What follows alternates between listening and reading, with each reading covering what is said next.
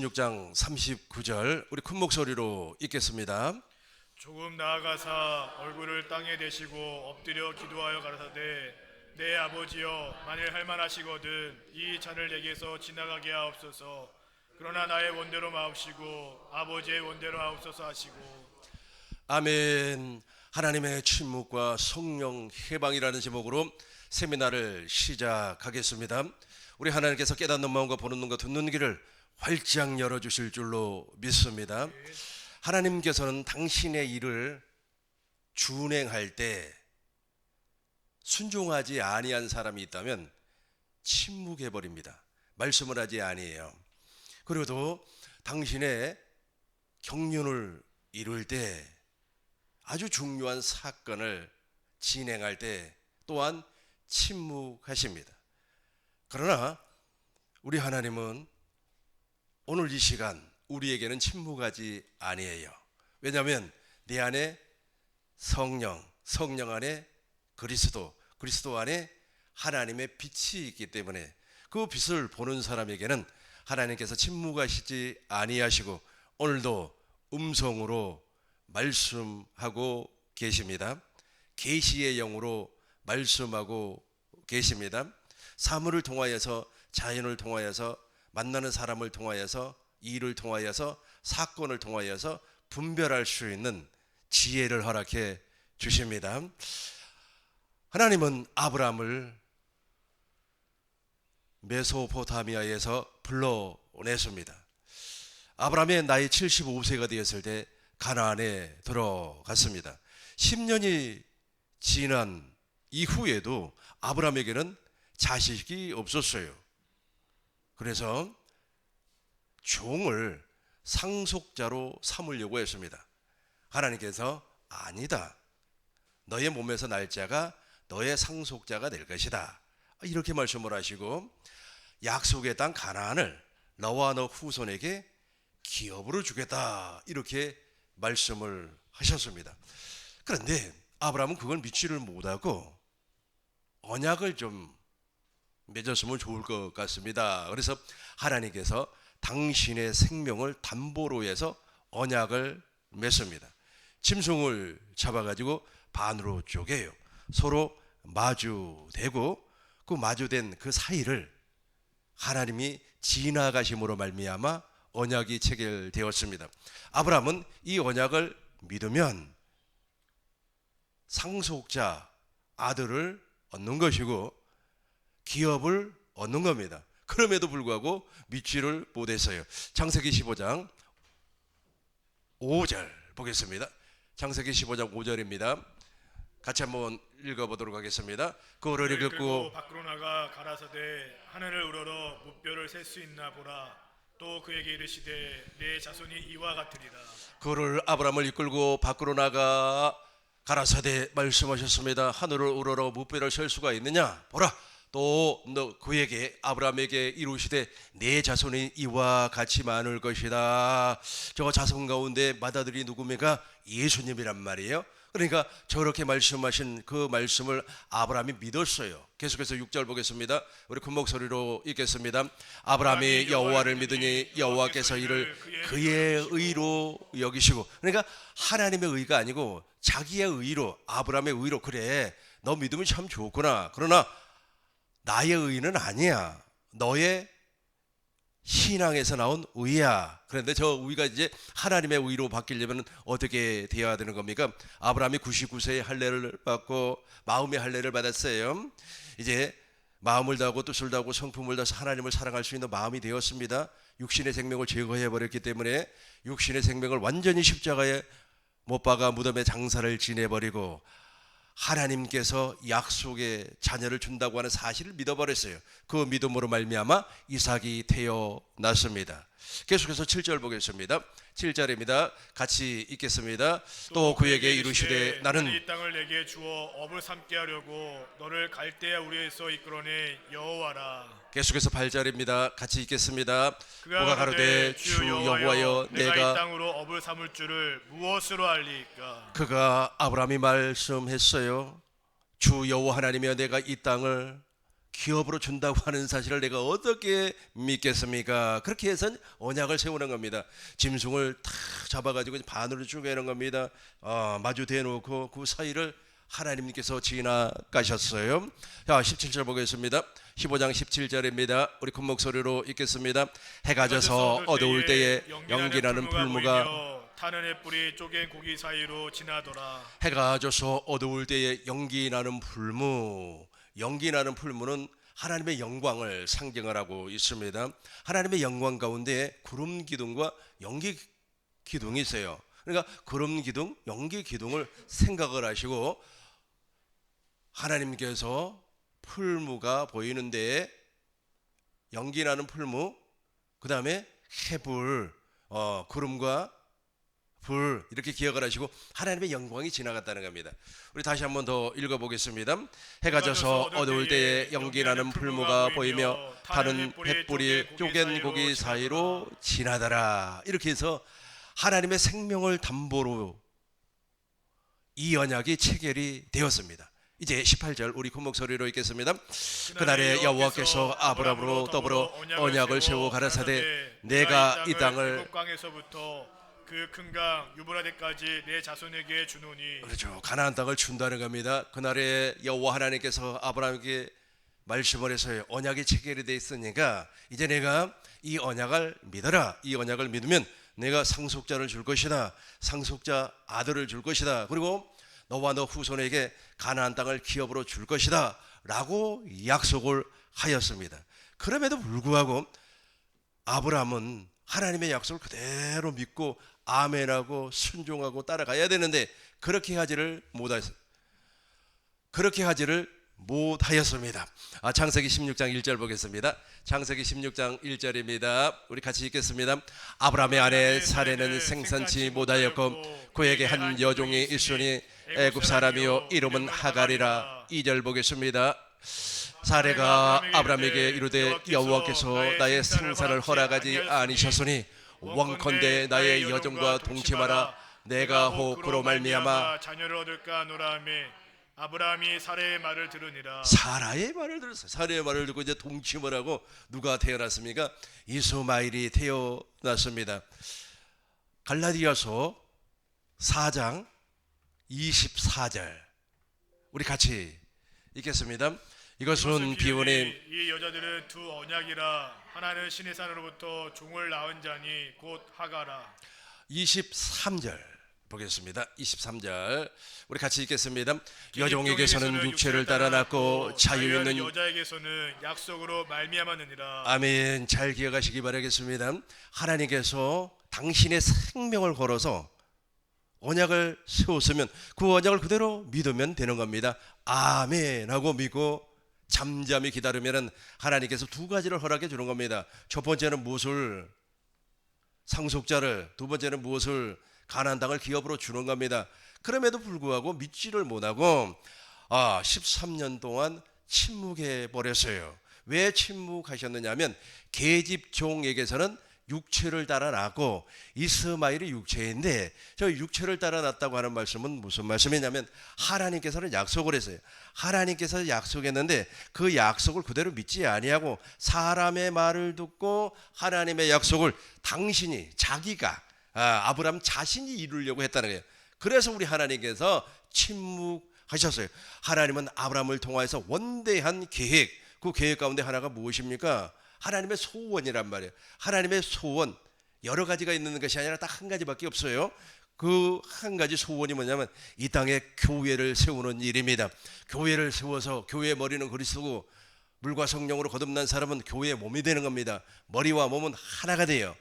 예수님께서 우리에게 무엇을 주어서 당신의 이름을 주어서 예수의 이름을 주어서 이 세상을 다스리게 하겠다라고 하는 계획이 아브라함을 통해서 이루어져야 되는데 그것을 아브라함이 자기가 이루려고 원대한 계획을 이해하지 못하고 하나님의 마음을 읽지 못하고 하나님의 계획을 지혜롭게 판단하지 못하고 분별하지 못하고 자기가 그 계획을 이루려고 누구와 동침을 해버렸다고요? 하갈과 동침을 해서 누가 나와버렸어요? 육체를 따라 종이 태어나 버렸습니다. 그래서 우리 하나님이 13년 동안 침묵해 버렸어요. 하나님의 침묵한 목적은 무엇이냐면 하나님의 계획에 순종하지 아니하고 분별 못하고 육신의 계획에 따라서 움직이는 사람에게는 하나님이 하지 아니하기 때문에 침묵해 버립니다. 이 사람이 예를 들어서 성령을 받았네, 능력을 받았네, 하나님의 계획 안에서 일하신 것이 아닙니다. 지금 무엇인가에 영에 잡혀가지고 그런 일을 하는 겁니다. 근데 본인만 몰라요. 하나님은 침묵하신다. 하나님은 침묵하는데 엉뚱한 영이 생각 가운데, 마음 가운데 무엇인가를 심어주는 겁니다. 그것이 마치 성령인 것처럼 생각을 하고 말해 귀신도 쫓아내고 설교도 하고 전도도 하고 믿음 생활도 하고 하나님을 신앙을 하고 있어요. 그러나 그거는 주님과는 하등의 관계가 없어요. 그 사람에게는 누가 침묵하고 계신다고요? 하나님께서 침묵하고 계시기 때문에 그래요. 13년이 지나고 나서 하나님은 아브라함에게 세 가지를 약속을 했습니다. 첫 번째는 이제부터는 사람 말 좀 듣지 말고 성부와 성자와 성령의 입에서 나오는 모든 말씀을 믿고 사는 사람이 되라 라고 하면서 완전한 자가 되어라. 완전한 자가 되어라. 두 번째는 마음의 할례를 베풀어서 옛사람을 제거해야 된다. 세 번째는 너의 후손을 통하여서 그리스도가 이 땅에 온다라고 하는 이 세 가지를 약속을 해 주었어요. 첫 번째 언약을 맺을 때는 짐승을 잡아서 반으로 쪼갤 때는 두 가지를 약속을 했고, 이제 아브라함의 생식기 표피를 아예 베어버렸어요. 짐승을 잡는 게 아니라 고래를 잡아버렸어. 남자의 그 생식기 표피를 제거해버렸어요. 이 표피를 제거한다고 하는 것은 언약의 표징이에요. 이 언약을 세울 때는 몇 가지를 약속을 했다고요? 세 가지를 약속해 주었어요. 그 가운데 한 가지만 한번 살펴보도록 하겠습니다. 완전한 자의 삶을 살아야 돼요. 신명기 18장 13절 보겠습니다. 신명기 18장 13절입니다. 너는 같이 읽겠습니다. 나는 하나님 여호와 앞에 완전하라. 그렇죠. 너는 네 하나님 여호와 앞에 완전해야 돼요. 불완전한 사람을 우리 하나님께서 기뻐하지 않습니다.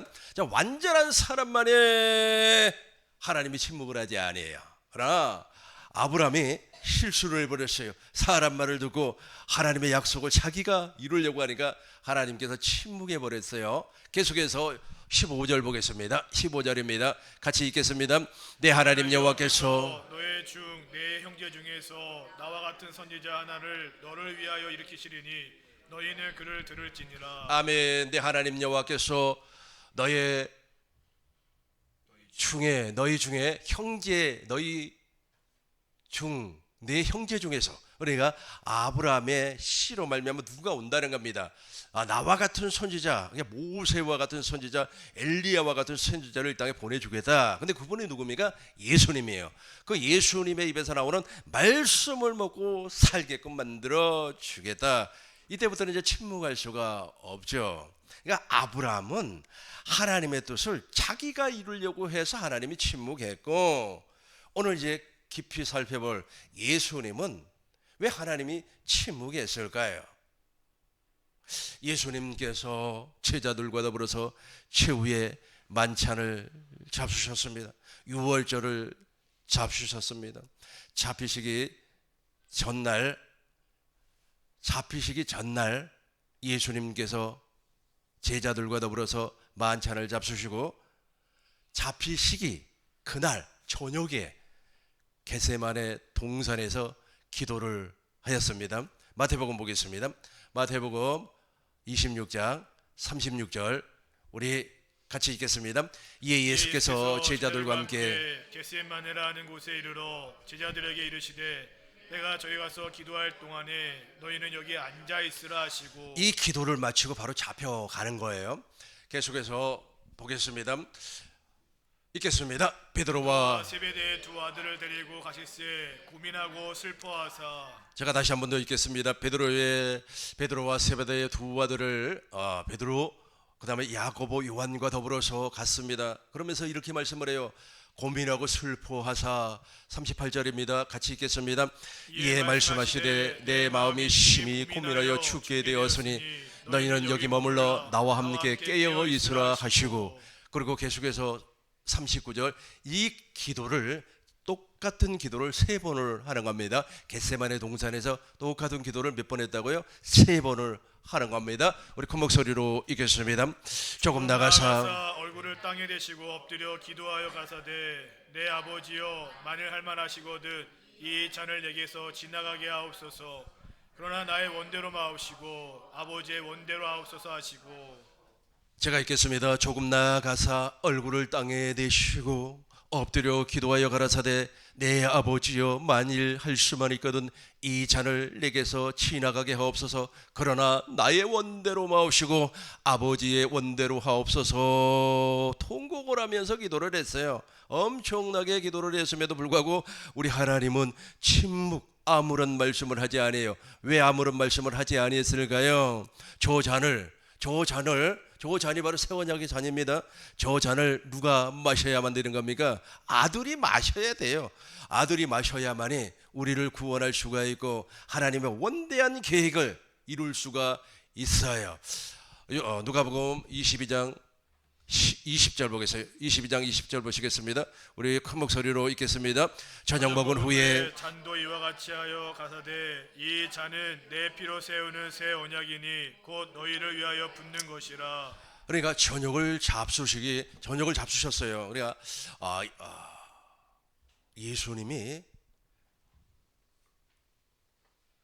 겟세마네 기도에 처절한 몸부림 후에 아마 이 잔을 제자들과 더불어서 먹었던 이 잔을 생각하면서 이걸 꽉 내가 마셨는데 꼭 내가 십자가에서 죽어야 될까? 라고 하는 고민이 있었을 거예요. 그 고민을 생각하면서 한번 읽어보도록 하겠습니다. 저녁 먹은 후에 잔도 이와 같이 하여 가라사대 이 잔은 내 피로 세우시는 새 언약이니 곧 너희를 위하여 붓는 것이라. 저녁 먹은 후에 잔도 이와 같이 하여 가라사대 이 잔은 내 피로 세운 새 언약이다. 곧 너희를 위하여 붓는 것이다. 이렇게 말씀을 했어요. 39절 보겠습니다. 그런데 이제 이 잔을 주님이 마셔야 돼. 이 잔을 주님께서 마셔야 되는 겁니다. 우리 같이 읽겠습니다. 예수님께서 나가사 습관을 쫓아 감난산에 가심에 제자들도 쫓아더니 그곳에 이르러 저희에게 이르시되 시험에 들지 않기를 기도하라 하시고 41절입니다. 저희를 따라 돌 덜질 만큼 가서 무릎을 꿇고 기도하여 42절입니다. 큰 목소리로 읽겠습니다. 가라사대 아버지여 만일 아버지의 뜻이거든 이 잔을 내게서 옮기시옵소서. 그러나 나의 원대로 마옵시고 아버지의 원대로 되기를 원하나 아버지의 원대로 되기를 원하나이다 하시니 아버지의 원대로 되기를 원하나. 이때까지만 해서도 우리 주님께서 처절하게 기도를 하는데 하나님 아버지는 말씀을 하지 아니에요. 이 잔을 너가 먹어야 된다는 거예요. 이 잔을 마셔야만이 십자가에서 하나님의 엄청난 뜻을 이룰 수가 있다는 겁니다. 43절 우리 같이 읽겠습니다. 사자가 하늘로부터 예수께 나타나 힘을 돕더라. 44절 큰 목소리로 읽겠습니다. 예수께서 힘쓰고 애써 더욱 간절히 기도하시니 땀이 땅에 떨어지는 핏방울 같이 되더라. 예수님께서 힘쓰고 애써 더 간절하게 기도를 했습니다. 땀이 땅에 떨어지는 핏방울 같이 되더라. 제가 눈밭에서 한번 기도를 해본 적이 있어요. 눈밭에서 지금은 복음으로 살기 때문에 뭐 그런 율법적인 기도를 하지 않습니다. 왜 눈밭에서 기도를 했느냐 하면 어느 책을 읽어보니까 그분이 눈밭에서 기도를 해가지고 능력을 받았어요. 능력을 엄청나게 받아 대한민국의 유명한 부흥 강사가 되었어요. 나도 부흥 강사 한번 해보자. 그럼 능력 받아야 되잖아요. 능력 받아라, 능력 받아라. 예수 내게 말씀하셨네 하면서 능력을 좀 받아보려고 아주 그냥 막 주여 삼창하고 막 계속해서 막 2시간 가까이 기도를 하니까 진짜 막 땀이 뻘뻘 나요. 막 이마에서 땀이 나고 아주 그냥 목은 그냥 거렁거렁 해주고 진짜 분강사 같아요. 누가 들으면은. 그래서 근데 예수님은 지금 그걸 위해서 능력받아서 부흥강사 되기 위해서 기도하는 것이 아니라 힘주고 이 잔이 좀 제발 나에게서 물러가기를 원합니다. 이 잔은 내 피로 세운 새 언약입니다. 예수님은 새 언약의 중보자가 되어야 되는데 예수님께서 새 언약의 중보자가 되시려면 내 안에 들어오셔야 돼요. 내 안에 들어오려면 육체로는 못 들어와요. 그래서 십자가에서 하나님의 모든 뜻을 이루어 주시고 부활하시고 승천하셔서 하늘 성소에서 완전한 속죄를 이루고 생명을 주시는 그리스도의 영으로 내 안에 들어오셔야 돼요. 영으로 오셔야 돼요.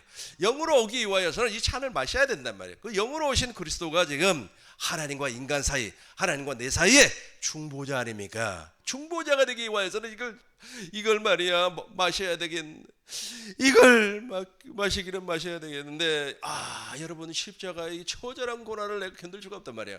왜냐하면 십자가라고 하는 것은 로마가 만들어 놓은 사형 제도 가운데 특별히 인류가 만들어 놓은 사형 제도 가운데 제일로 안 좋은 제도입니다. 사람을 십자가에다가 매달아서 피, 살 다 찢어지게 만들고 그리고 물과 피를 다 쏟게 만들고 또 죽으면 바로 끄집어 내리지도 않습니다. 사람들이 보라고 말이야 십자가에다가 하루 이틀 매달아 놔버려요. 그 시체를. 그러니까 얼마나 수치스럽겠습니까? 또 십자가에 매달릴 때 옷이라도 입혀서 아닙니다. 옷도 입히지도 않아요. 빨가벗겨 가지고 그렇게 매달아 놓는 겁니다. 그러니까 인류가 만들어 놓은 사형 제도 가운데서 제일로 무서운 사형 제도입니다. 어떤 사람에게 그런 제도를 시행했습니까? 반란 일으키는 사람, 그러니까 로마에 대항하는 사람, 독립운동하는 사람들을 잡아다가 그런 식으로 사람들에게 본보기로 삼기 위하여서 십자가에다 매달아 죽어도 꾸집어 내리지를 않는다니까요. 거기다가 매달아 놔버려요. 뭐 지나가는 사람 보라고 너네들 말이야 반란 일으키고 말이야 로마 정부에 대항하면 말이야 이렇게 죽는다라고 하는 것을 보여주기 위하여서. 근데 예수님은 알고 있단 말이에요. 근데 이 잔을 내가 받으면 내가 십자가에서 그렇게 죽어야 돼요. 예수님께서 그렇게 죽으셔야만 합니다. 그런데 이 잔이 내게서 물러가기를 원합니다. 목사님 다시 한번 43절인가요? 42절인가요? 다시 한번 더 읽어요. 시작. 가라사대 아버지요 만일 아버지의 뜻이거든 이 잔을 내게서 옮기시옵소서. 그러나 내 원대로 마옵시고 아버지의 원대로 되기를 원하나이다 하시니. 가라사대 아버지요 만일 아버지의 뜻이거든. 이 아버지의 뜻이에요. 이 아버지의 뜻을 이루기 위해서 십자가에서 죽는 예수님 그 모습을 보고 아버지가 침묵해 버린다니까요. 여러분 자식을 말이야 누가 고문한다 그러면 어떻게 되겠습니까? 과거에 루마니아 있잖아요. 그 동유럽 루마니아 그다음에 동유럽이 무슨 나라가 있었죠? 뭐 체코슬로바키아 또 핀란드는 동유럽인데 공산국가는 아니었죠. 폴란드 그죠? 이런 나라들이 전부 다 공산주의 국가였습니다. 특별히 루마니아. 이 루마니아는 기독교 신자들이 많이 있었나 봐요. 그 리차드 범블란트가 쓴 책을 읽어보니까 하나님의 지하운동이라고 하는 책이 있어요. 한 400페이지 가까이 되는데 정말로 재밌습니다. 그 책을 읽으면서 이런 사람도 있구나. 나는 그때 당시에 신앙의 모델이 예수님이 아니었고 그런 사람들이 신앙의 모델이었어요. 그래서 이분이 고문을 받습니다. 너 그 예수를 부인해라. 너가 말해 목사 지금 당장 치우고 말이야 마르코스 이론을 따라가야 된다. 뭐 이렇게 회유를 하는 거예요. 그러니까 거부를 했어요. 나는 그것을 따르지 못하겠습니다. 거부를 하니까 자기 눈앞에서 누구를 고문을 하냐면 아들을 고문을 해요. 자기는 고문을 하지 않아요. 자기는 그냥 보라는 거예요. 아들을 말이야 고문을 하고 채찍으로 때리고 머리채를 흔들고 뺨을 때리는데 아버지가 도무지 볼 수가 없어요. 그 아들이 말이야 그렇게 고통을 받으니까. 그래서 그럼에도 불구하고 계속해서 기도를 하다가 세상에 그것이 서양 세계에 알려졌어요. 서방 세계 있죠. 서방에 알려졌어요. 알려져서 서방에서 구명운동을 해요. 그래가지고 풀려납니다. 그런데 하나님은 이 잔을 예수님한테 마시라고 침묵해버려요.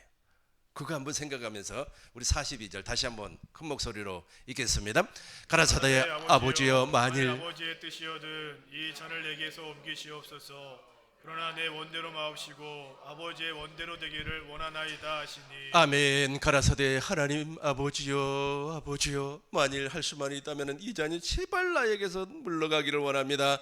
그러나 나의 원대로 마옵시고 아버지의 원대로 되기를 원합니다. 이 참 마셔야 돼요. 그런데 도무지 마실 수가 없어요. 마음이 아주 고민스럽고 번민해 버렸습니다. 마실 수가 없어요. 그래서 기도하는 겁니다. 44절 보겠습니다. 44절 큰 목소리로 더 읽겠습니다.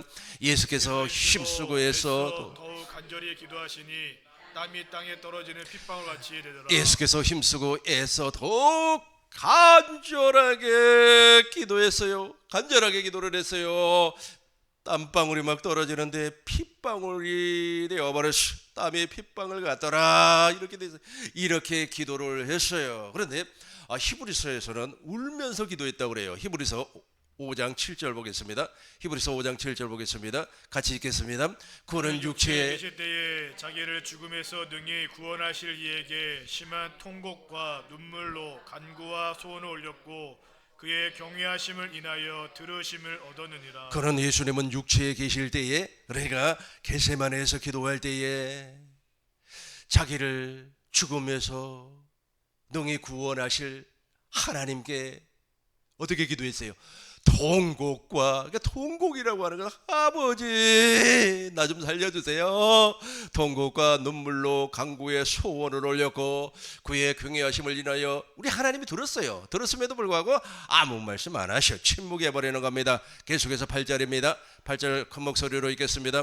그가 시라도 받으신 고난으로 순종함을 배워서 그가 아들, 그러니까 하나님의 아들 예수님이 그가 아들일지라도 너는 이 잔 마셔야 된다는 게, 너 이 잔 마셔야만이 아버지의 뜻이 이루어진다는 겁니다. 9절 보겠습니다. 큰 목소리로 읽겠습니다. 온전하게 되었은즉 자기를 순종하는 모든 자에게 영원한 구원의 근원이 되시고 구원의 구원이 되기 위해서 이것을 주님에게 허락해 줘.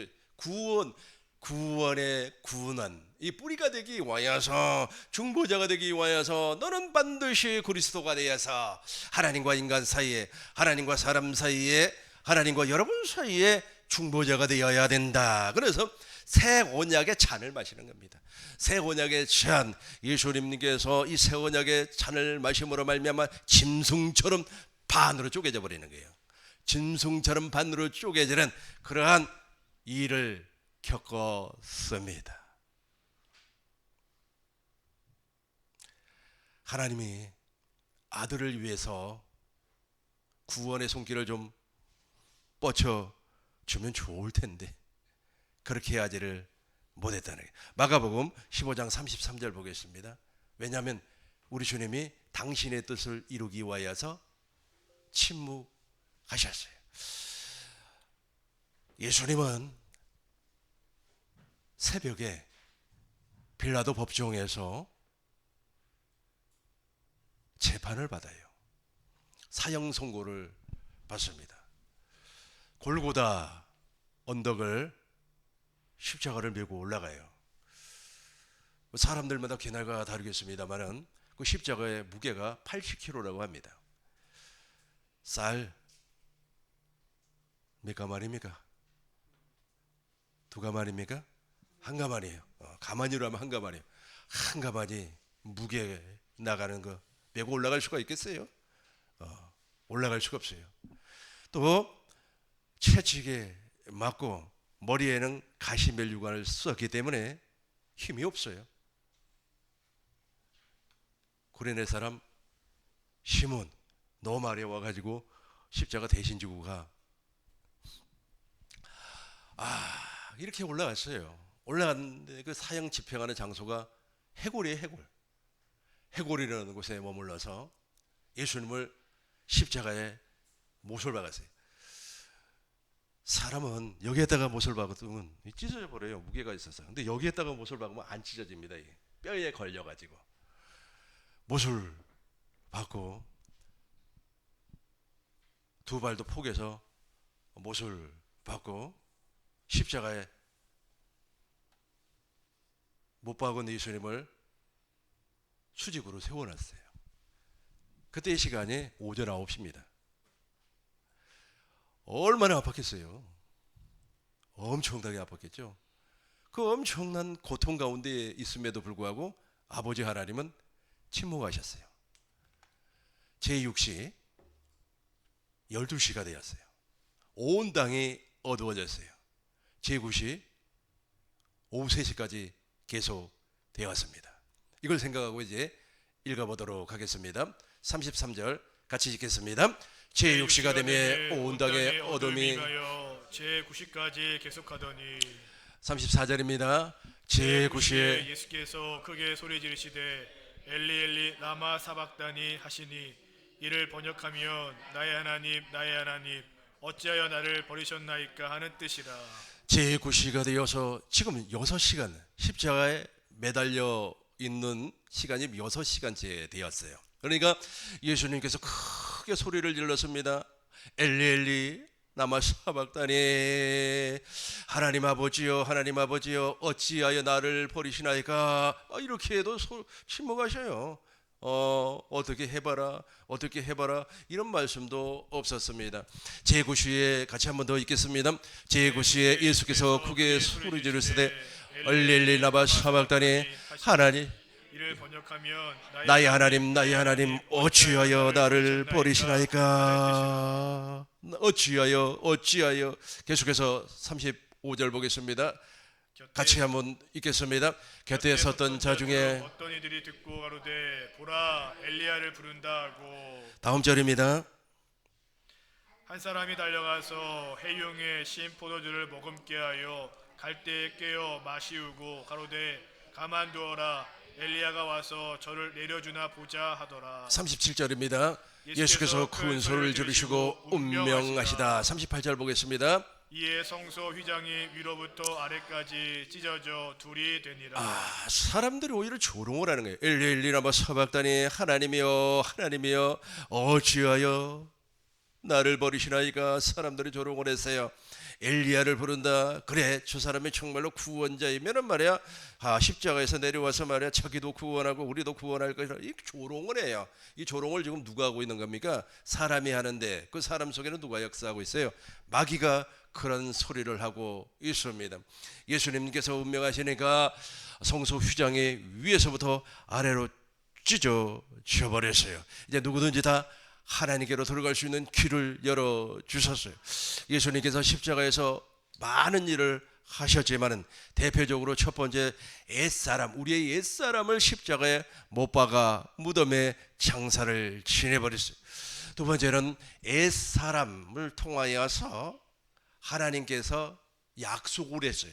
그것이 무엇이냐면 옛 언약을 지켜봐라. 그러면 내가 복을 주고 지키지 못하면 저주를 주겠다라고 하는 조건이 있습니다. 이걸 옛 언약을 통하여서 약속한 하나님의 언약이라고 그래요. 그러니까 옛 언약은 우리 하나님이 이렇게 말씀을 했어요. 이것을 지키면 복을 받고 지키지 못하면 저주를 받는다는 겁니다. 그런데 사람들은 이걸 지키려고 노력을 해요.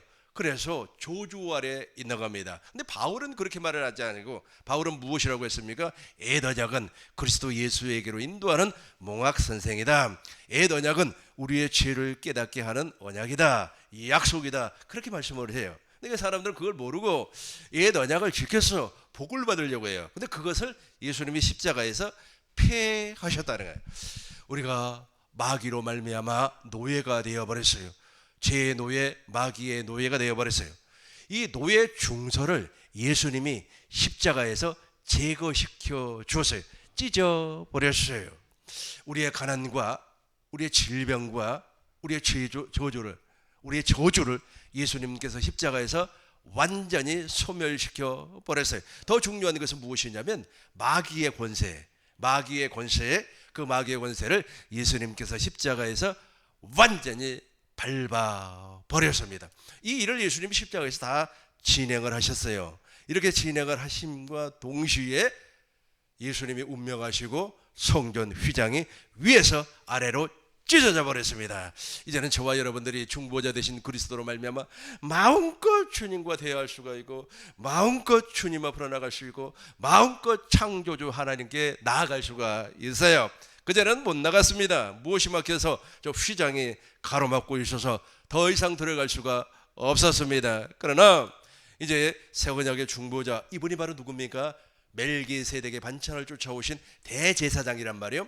그 대제사장이 십자가에서 죽으심으로 말미암아 완전히 휘장이 찢어져서 저와 여러분들은 이제 예수 그리스도의 보혈에 의지해서 들어갈 수가 있습니다.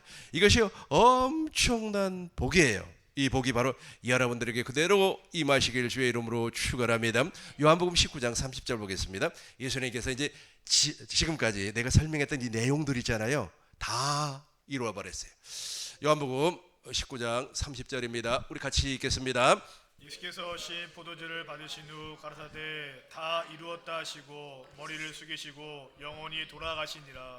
예수님께서 신 포도주를 받으신 후 가라사대 다 이루었다. 십자가에서 다 이루어 버렸어요. 그러니까 십자가에서 다 이루어 버렸다고 하는 사실을 저와 여러분들이 믿어요. 누구로 말미암아 믿는지 아세요? 성령으로 말미암아 믿는 겁니다. 우리의 이성으로 믿는 것이 아니에요. 성령으로 말미암아 믿으면 이제 내 안에서 저 역사적인 사건이 이루어지는 겁니다. 십자가에서 예수님께서 이루신 모든 사건이 내 안에서 이루어지는 겁니다. 고린도전서 1장 18절, 고전 1장 18절 보시겠습니다. 우리 큰 목소리로 읽겠습니다. 십자가의 도가 멸망하는 자들에게는 미련한 것이요 구원을 얻는 우리에게는 하나님의 능력이 됨이라. 십자가는 하나님의 지혜요 하나님의 능력이 되는 거예요. 이제 그것이 어디에서 이루어진다고요? 우리 안에서 확실하게 이루어집니다. 30절 보겠습니다. 30절 우리 큰 목소리로 읽겠습니다. 같이 읽습니다. 너희는 하나님께로부터 나서 그리스도 예수 안에 있고 예수는 하나님께로서 나와서 우리에게 지혜와 의로움과 거룩함과 구속함이 되셨으니. 너희는 하나님께로부터 나서 그리스도 예수 안에 있고, 그죠? 이제 저와 여러분들이 저 십자가 사건을 통하여서 십자가를 봄으로 말미암아 그 사건이 내 안에서 이루어진다니까. 2000년 전에 갈보리 언덕에서, 골고다 언덕에서, 해골이라고 하는 곳에서 이루어졌던 사건이 실제로 내 안에서 이루어지는 겁니다. 너희는 같이 읽겠습니다. 너희는 하나님께로부터 나서 그리스도 예수 안에 있고 예수는 하나님께로부터 나와서 우리에게 지혜와 의로움과 거룩함과 구속함이 되었습니다. 할렐루야. 다 이루어 버렸어요. 요한복음 19장 30절 다시 한번 더 보시겠어요? 우리 큰 목소리로 읽겠습니다. 예수께서 신 포도주를 받으신 후에 가라사대 다 이루었다. 다 이루었다. 31절 보겠습니다. 31절입니다. 큰 목소리로 읽겠습니다. 이날은 예비일로 유대인들은 그 안식일이 큰 날이므로 그 안식일에 시체들을 십자가에 두지 아니하려 하여 빌라도에게 그들의 다리를 꺾고 시체를 치워달라 하니. 그렇죠. 이제 유대인의 안식일이 와요. 그러니까 십자가에 사람을 매달아 놓으면 좀 보기 흉하잖아요. 근데 로마에서는 하루 이틀, 길게는 뭐 열흘씩 뭐 그냥 매달아 놔버려요. 매달아 놓으면서 사람들에게 경각심을 주기 위하여. 근데 이제 안식일도 다가오고 그러는데 저 이제 매달아 놓으면 보기 싫다, 흉물스럽다. 그래서 이제 로마 군병이 이 사람이 죽었는지 죽지 아니했는지 먼저 다리를 꺾어요. 그리고 창을 가지고 옆구리를 찔러봐요. 옆구리를 확 찌르면 뭐 살아있으면 아이고 아파라 그럴 거 아닙니까? 죽음을 확인하는 겁니다. 그래서 물과 피를 다 쏟아버려요. 근데 예수님 다리는 꺾지를 아니했어요. 왜 다리를 꺾지 아니했습니까? 유월절 어린 양은 뼈를 꺾지 아니하고 유월절을 잡수는 겁니다. 그리고 선지자와 시편에서 예수님께서 다리가 꺾이지 아니한다고 하는 것을 미리 예언을 했어요. 그래서 예수님이 십자가에서 저 부분을 연구하는 사람마다 다르지만 보편적으로 2시간을 보더라고요. 2시간이면 이제 5시가 되는 거예요. 이제 해가 뉘어 넘어가려. 왜냐하면 로마 군병들도 퇴근해야 되잖아요. 집에 가야 되잖아요. 그러니까 한 5시 정도. 그러면 십자가에서 매달려 있었던 시간이 한 8시 정도가 나오는 겁니다. 9시부터 5시까지. 예. 그 친구들이 이제 다리를 꺾어버, 두 강도를 꺾어버려요. 그러나 예수님은 꺾지 아니하고 창으로 찔러버리는 겁니다. 32절 우리 큰 목소리로 읽겠습니다. 32절입니다. 군병들이 가서 예수와 함께 못 박힌 첫째 사람과 또 다른 사람의 다리를 꺾고. 그 다음 절 읽겠습니다. 예수께 이르러는 이미 준 것을 보고 다리를 꺾지 아니하고 그래서 예수님은 다리를 꺾지 아니했어요. 37절까지 우리 계속해서 읽어보도록 하겠습니다. 그중 한 한 군병이 창으로 옆구리를 찌르니 곧 피와 불이 나오더라. 35절입니다. 이를 본 자가 증거하니 그 증거가 참이라. 저가 자기의 말하는 것이 참인 줄 알고 너희로 믿게 하려 함이니라. 36절입니다. 이 일이 이룬 것은 그 뼈가 하나도 꺾이우지 아니하리라 한 성경을 응하게 하려 함이라. 37절입니다. 또 다른 성경에서 너희가 그 찌른 자를 보리라 하였느니라. 아멘. 요한계시록에도 나오죠. 예수님께서 이 땅에 강림하실 때 예수님을 찌른 자도 볼 것이요 다 보게끔 되어 있습니다. 그리고 나서 이제 예수님께서 제3일 만에 부활하시고 40일 동안 하나님의 나라를 가르쳐 주어요. 승천했습니다. 하늘 성소에서 완전한 속죄를 이루시고 하나님 보좌 우편에 앉으셨습니다. 오순절 성령 강림을 통하여서 성령을 보내주시겠다. 그 성령이 이것을 가르쳐요. 지금 내가 설명한 이 내용을 성령 하나님께서 가르친단 말이에요. 이렇게 가르침 받지 아니하고 성령을 내가 따르고 있다, 성령의 가르침을 받았다라고 하면서 하나님의 나라를 증거하거나 하나님의 나라의 일을 한다면 그 사람은 성령을 회방하는 사람입니다. 마태복음 12장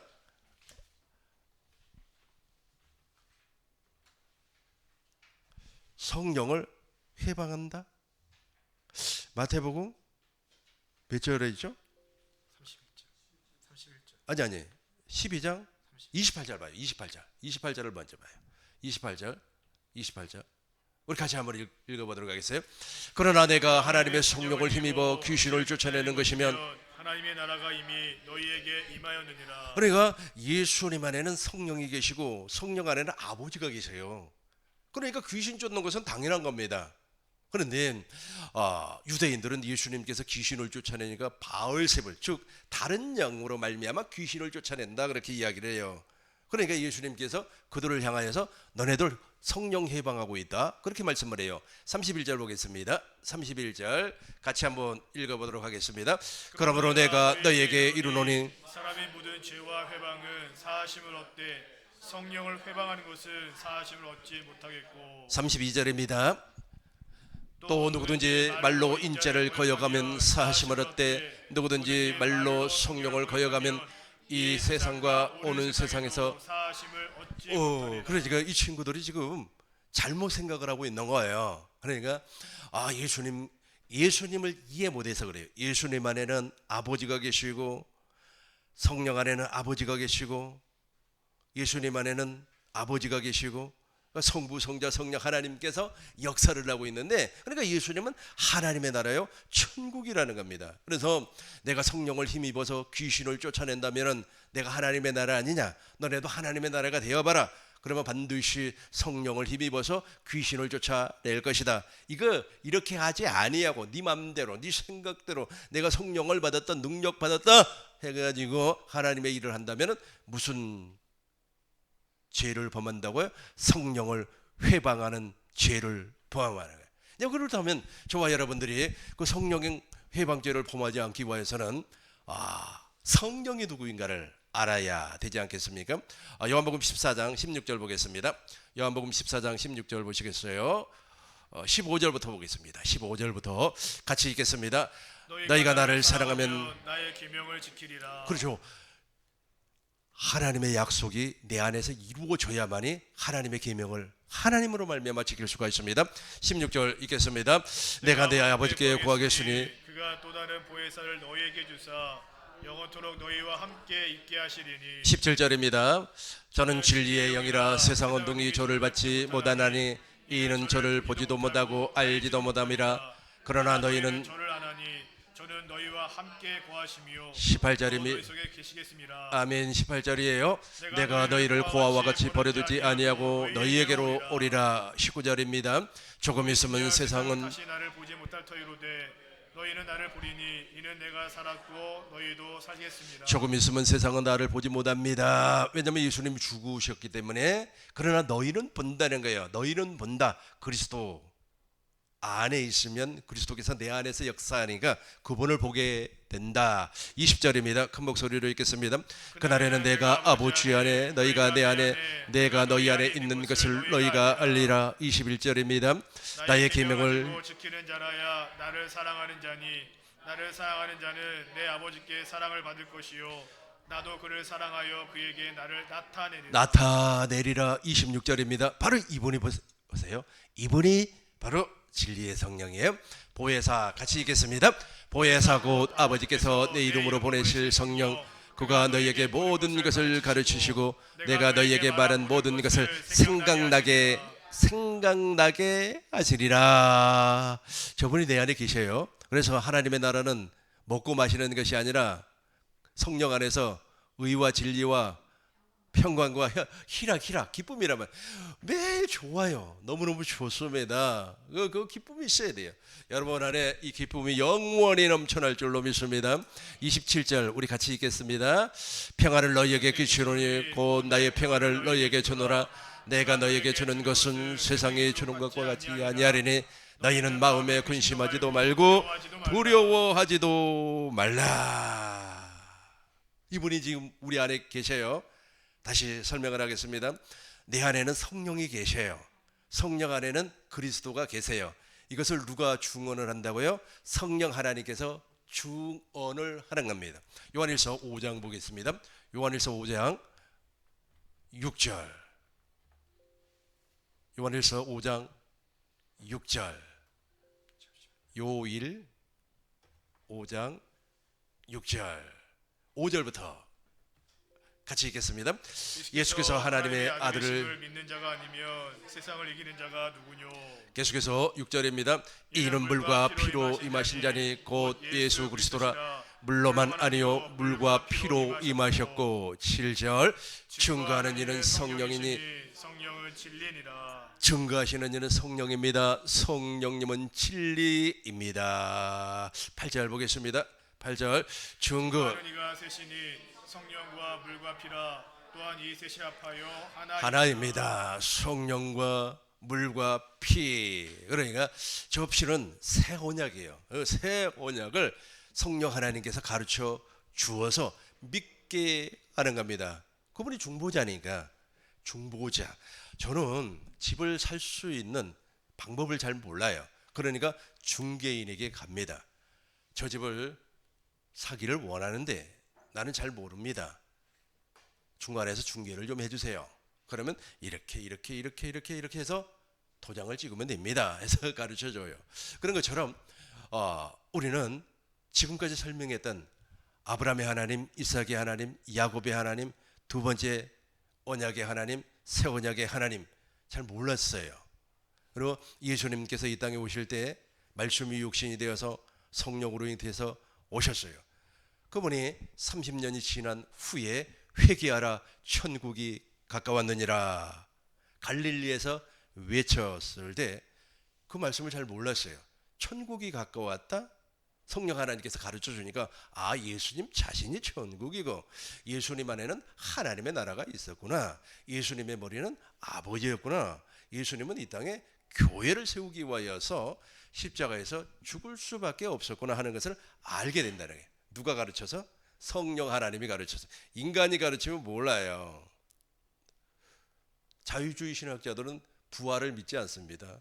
예수님이 부활하지 아니했다 그래요. 근데 근거가 많아요. 역사적인 근거, 문화적인 근거, 그 근거를 대면서 부활하지 아니했다고 그래요. 그분 안에는 성령이 없어요. 그러니까 그런 소리를 하는 겁니다. 목사님 8절 다시 한번 큰 목소리로 읽어주세요. 증거하니가 셋이니 성령과 물과 피라. 또한 이 셋이 합하여 하나이니라. 그래서 예수님을 가르쳐 주는 겁니다. 근데 예수님을 가르쳐 줄 때 2000년 전에 예수님, 십자가에서 죽으신 예수님, 부활하신 예수님, 승천하신 예수님, 그리고 성령 안에서 생명을 주시는 그리스도의 영, 여기까지 가르쳐 주었다면 이제 저와 여러분들이 성령으로 말미암아 확실하게 가르침 받는 것이 있어요. 그것이 무엇이냐면 그리스도 안에 빛이 있다고 하는 사실이에요. 그걸 가르쳐 주는 겁니다. 누가복음 11장 33절 우리 같이 읽겠습니다. 누구든지 등불을 켜서 잠깐만요. 오늘 지금 공부하는 이 세 가지는 아주 핵심적인 거예요. 성령 하나님께서 아주 핵심적인 지금까지 가르쳐 주었던 그 성령 하나님이 아주 깊이 있는 이 세 가지를 가르쳐 줍니다. 그 첫 번째가 무엇이냐면 그리스도 안에 빛이 있다. 저와 여러분들이 잘 알고 있지 않습니까? 그리스도 예수 안에는 생명의 성령의 법이 있었어요. 그 생명의 성령의 법이 빛으로 나타나는 겁니다. 우리 같이 읽겠습니다. 누구든지 등불을 켜서 말 속에 말 아래 두지 아니하고 등경 위에 두나니 이에 들어가는 자로 그 빛을 보게 하려 함이니라. 누구든지 등불을 켜서 말 속에 말 아래 두지 아니합니다. 등경 위에 둡니다. 이는 들어가는 자로 그 빛을 보게 하려 함이니라. 그러니까 반드시 그리스도 예수 안에 있는 우리 안에 있는 그리스도 아닙니까? 그리스도 예수 안에 있는 저 빛을 보아야 돼요. 그 빛을 보아야만이 그 빛 안으로 들어갈 수가 있습니다. 두 번째는 그리스도 예수 안에 있는 빛 안으로 들어가야만이 그 빛으로 말미암아 우리가 빛을 발산할 수가 있습니다. 34절 보겠습니다. 같이 읽겠습니다. 내 몸에 등불은 눈이라. 내 눈이 성하면 온 몸이 밝을 것이요 만일 나쁘면 내 몸도 어두우리라. 그렇죠. 너 몸에서 빛이 안 난다는 거예요. 너 눈이 밝질 않아. 왜 그렇습니까? 너가 그리스도 예수 안에 있는 그 빛 안으로 들어가질 않았어요. 그리스도 예수 안에 있는 그 빛 안으로 들어가야지 그 빛이 우리를 통해서 드러난다는 거예요. 나타내리라. 예수님께서 그랬잖아요. 예수님께서 십자가를 지기 전 제자들에게 그날이 되면은 오순절 성령 강림을 얘기해요. 나는 아버지 안에 너희는 내 안에 있는 것을 너희가 알리라. 나를 사랑하는 자만이 나의 계명을 지키는 것이고 나를 어떻게 한다 그랬어요. 나타내리라.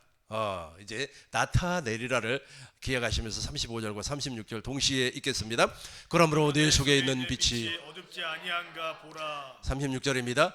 내 몸이 밝아 조금 더 어두운 데가 없으면 등불의 광선이 너를 비출 때와 같이 온전히 밝으리라 하시니라. 아멘. 35절 보겠습니다. 35절.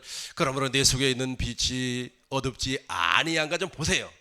내가 빛 안에 거하는 사람인가 어둠에 거하는 그 보세요. 여기서 말하는 그 빛은 뭐 도덕적이고 윤리적인 것이 아닙니다. 생명의 빛이에요. 생명의 빛. 35절 36절 다시 한번 더 읽겠습니다.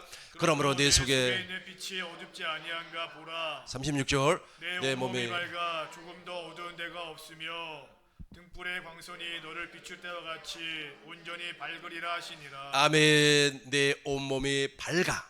왜냐면 빛 안으로 들어갔으니까 그 빛으로 말미암아 투영이. 우리 자체는 발광체가 못 돼요. 내가 아무리 말이야 잘 정리를 하고 지식을 가지고 설교를 한다고 할지라도 나는 발광체가 아니라니까. 발광체는 누구예요? 내 안에 계신 그리스도라니까. 발광체가 무엇인 줄 아시죠? 스스로 빛을 발산하는 사람이라 그래요. 근데 발광체가 못 돼요. 오늘 저와 여러분들은. 그래서 그리스도 예수 안에 있는 빛 안으로 들어가면 그 빛으로 말미암아 그 발광체로 말미암아 내 영혼이 깨끗해진다는 겁니다. 내 마음이 깨끗해지고 내 마음을 통하여서 그리스도의 빛이 나타난다는 말씀이 이 말씀이에요. 그 말씀을 생각을 하면서 36절 다시 한번 읽어보겠습니다. 내 온몸이 밝아 조금도 어두운데 없으면 등불의 광선이 너를 비출 때와 같이 온전히 밝으리라 하시니라. 아멘. 세 번째로는 빛 가운데 이제 행할 수가 있어야 돼요. 요한일서 1장 7절입니다. 이렇게 빛 가운데 행하지 아니하면 이 사람은 무슨 죄를 범하고 있어요? 성령을 회방하고 있다니까. 성령을 회방하고 있어요. 자기가 발광체가 돼가지고 자기 의로 사는 거예요. 내가 어찌어찌 하니까 내가 삼층천에 올라갔다 왔다고 말이야. 내가 말이야 주님께서 이 말씀하신 걸 다 듣고 이 땅에 내려왔다고 말이야. 뭐 그런 소리를 하는 거예요. 자기가. 우리 같이 한번 읽겠습니다. 저가 빛 가운데 계신 것 같이 우리도 빛 가운데 행하면 우리가 서로 사귐이 있고 그 아들 예수의 피가 우리를 모든 죄에서 깨끗하게 하실 것이요. 아멘. 요한일서 2장 10절입니다. 요한일서 2장 10절 우리 큰 목소리로 읽겠습니다. 그의 형제를 사랑하는 자는 빛 가운데 거하여 자기 속에 꺼리낌이 없으나 11절입니다.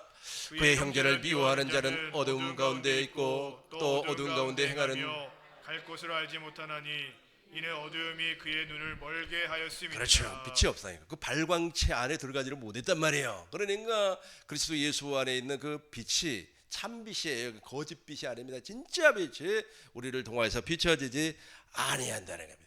이런 인간이 우리 주위에 있다면 이 사람은 사망에 이루는 삶을 살고 있어요. 본인만 몰라요. 그 사망에 이루는 삶을 사는 사람을 성령을 회방한다 그래요. 요한일서 5장 14절 보겠습니다. 16절 보겠어요. 16절 우리 같이 읽겠습니다. 누구든지 형제가 사망에 이르지 아니한 죄에 범하는 것을 보거든 구하라. 그러면 사망에 이르지 아니하는 범죄자들을 위하여 저에게 생명을 주시리라. 사망에 이르는 죄가 있으니 이에 대하여 너는 구하라 하지 않노라. 그렇죠. 저 친구들을 위해서 기도하지 말라는 거예요. 안 된다는 겁니다. 그러니까 본인이 그리스도 성령 하나님이 다 가르쳐 준다 그랬습니다. 성령 하나님께서 가르쳐주면 깨달아지면 믿어지면 아멘하고, 그러면 또 내 안에 있는 그리스도 예수 안에 내 안에 그리스도가 계시지 않습니까? 나는 그리스도의 몸이고 나의 머리는 그리스도가 되어서 내 안에서 내 안에 계신 그리스도께서 새 언약의 중보자, 새 언약을 이루어 주시고 새 언약의 중보자가 돼서 그 안에 빛이 있단 말이에요. 그 안에 있는 빛을 따라서 우리가 그 빛 안으로 들어가 버리니까 세상의 사망에서 생명으로 옮겨지더라는 거예요. 근데 그것을 모르고 계속해서 자기가 발광체가 되려고 노력하는 사람과는 무엇이라고요? 같이 기도할 그 사람의 영혼을 위해서 기도하지 말라는 겁니다. 이단과는 어울리지 말라. 밥도 같이 먹지 말라. 하나님께서 아주 그냥 강력하게 경고를 해주고 있습니다. 20절 보겠습니다. 20절 보고 이제 우리 정리하고 마치도록 하겠습니다. 또 아는 것은 하나님의 아들이 이르러 우리에게 지각을 주사 우리로 참된 자를 알게 하신 것과 또한 우리가 참된 자 곧 그의 아들 예수 그리스도 안에 있는 이것이니 그는 참 하나님이시요 영생이시라. 아멘. 또 아는 것은 하나님의 아들이 이르러 우리에게 지각을, 저 지각 있잖아요. 생각할 수 있는 모든 것을 허락해 주는 겁니다. 지식을 허락해 주는 거예요. 그리스도 예수 안에는 하나님의 각종 지혜와 지식이 보화가 넘쳐난 거예요. 골로새서 2장 3절인가요? 3장 2절인가요? 한번 봅시다.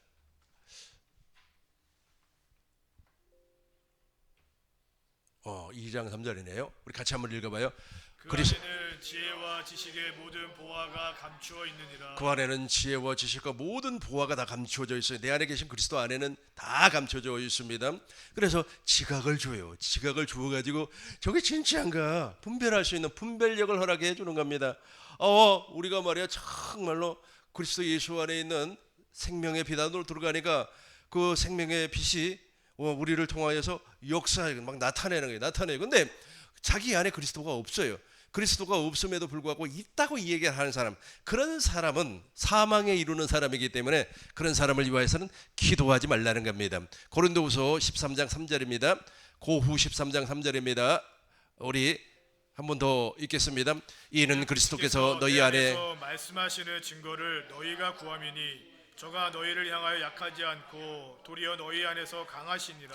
저분이 반드시 말씀하는 거예요. 5절 보겠습니다. 우리 안에서 빛으로 역사해 주는 겁니다. 너희가 믿음에 있는가? 너희 자신을 시험하고 너희 자신을 확증하라. 예수 그리스도께서 너희 안에 계신 줄을 너희가 스스로 알지 못하느냐? 그렇지 않으면 너희가 버리운 자니라. 아멘. 너희가 믿음에 있는가? 너희 자신을 시험하고 너희 자신을 확증하라. 예수 그리스도께서 우리 안에 너희 안에 계신 줄을 너희 스스로 안다니까요. 발광체를 통해서 빛이 발산이 되니까 스스로 알지 못하느냐? 그렇지 않으면 너희가 버리운 자니라. 정리하겠어요. 하나님은 침묵하십니다. 당신의 뜻을 이루기 위하여서 침묵하고 당신의 뜻을 이루지 못한 사람에게는 반드시 침묵해버려요. 침묵하면은 그때부터 어떻게 되는 겁니까? 갈팡질팡하겠죠. 그러나 당신의 뜻을 이루기 위해서 또 침묵할 때가 있어요. 그때는 좋은 침묵입니다. 예수님께서 바로 하나님의 뜻을 이루시기 위하여서 아버지 하나님이여 이 잔이 나에게서 물러가기를 원합니다. 그러나 나의 원대로 하지 마옵시고 아버지의 원대로 되기를 원합니다. 하나님의 뜻이 이루어졌죠. 오순절 성령 강림을 통하여서 그 주님이 내 안에 그리스도로 오셨어요. 오셔서 새 언약의 중보자가 되어 주셨습니다. 이 사실을 성령 하나님께서 가르쳐 주어요. 아멘이 됐어요. 그러니까 이제 그리스도 안에 있는 빛을 저와 여러분들이 보게 돼요. 그 빛을 보게 돼요. 그러면 그 빛 안으로 우리가 들어가게 되어 있어요. 그러면 그 빛이 우리의 영혼을 통해서 발산이 되는 거예요. 그래서 등불을 켜서 말 아래 말 알죠? 한 말 두 말 할 때 그 말로 이렇게 덮거나 평상 사람이 앉는 그 평상이죠. 그 밑에다가 넣지 아니하고 등경 위에 두어서 들어가는 사람도 보고 나가는 사람도 보게끔 해 준다는 겁니다. 그런데 저와 여러분들은 그 빛을 발산할 수 있는 사람이 못 돼요. 왜냐하면 우리는 피조물이고 죄인이고 또 하나님 앞에 떳떳하지 못한 사람이에요. 그러나 새 언약의 중보자 그리스도께서 내 안에서 그 빛을 발산해 주는 겁니다. 그럼 저와 여러분들은 그 빛 안으로 들어가면 그 발광체를 통하여서 우리의 마음에 당신의 빛이 사람들에게 비추어지는 겁니다. 이것이 복음이에요. 이 복음 믿지 아니하고 엉뚱한 소리나 하고 또 이 복음 믿지 아니하고 다른 예수를 중거하고 다른 예수를 설명을 하면 그 사람은 성령을 회방하고 있어요. 어떤 사람이 무엇이라고 얘기를 하냐면 2000년 전에 예수님께서 정치적인 이유 때문에 십자가에서 죽었다 그렇게 이야기를 해요. 요즘 한참 뜨는 사람입니다. 제2라고 하는 뭐 그런 이니셜을 가지고 있어요. 예수님께서 정치적인 목적 때문에 십자가에서 죽었다는 거예요. 그걸 성령 회방이라고 합니다. 본인만 몰라요. 여러분들은 이제 그리스도 예수 안에서 늘 행복을 누리시길 주의 이름으로 축원합니다.